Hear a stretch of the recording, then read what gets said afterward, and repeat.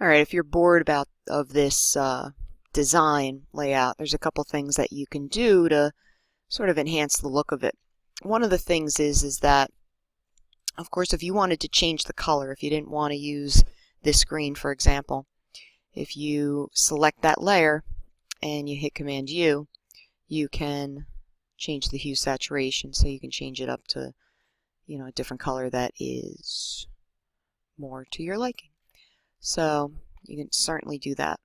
Another thing you can do, sometimes if you take that layer away, you can actually see most of the letters, but since I didn't select a lot, you don't really see it all that much. I mean, you can also change the color of your letters. If you want to make them white, you can make them white. Like I said, you could do some variations to this. I have no problem with that. Also, instead of using just a solid color, I am going to hover over this red. I'm going to change it. I want to select all of it. So if I hover over it, hold down the command button and click, it makes all the red selected, and in which case, if I wanted to dump a pattern into it, let's say, I don't know how this is going to look, so I'm just going to wing it.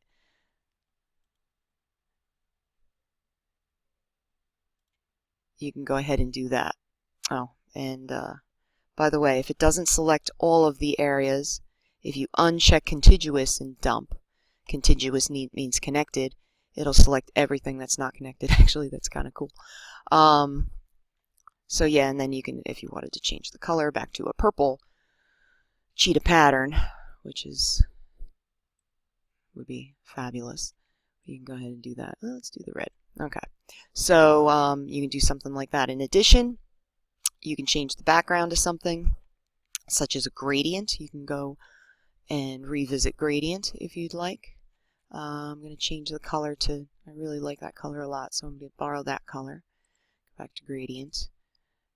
Yeah, we'll do the white. Let's change this color to a green.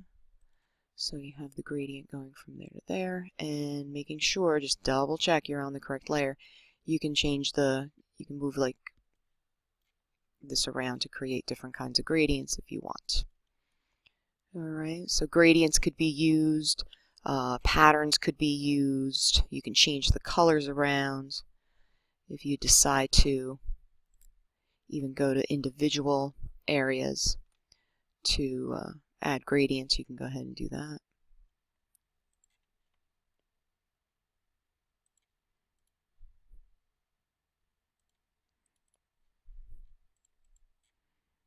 Whatever you desire. Okay, you can do this in little individual areas one at a time, just making sure that each layer is individual. Okay, each the background is separate from the black letters, which is separate from the red areas, which is separate from the green areas. Okay, so have some fun with this. Hopefully you come up with some cool variations, and that's about it. Good luck.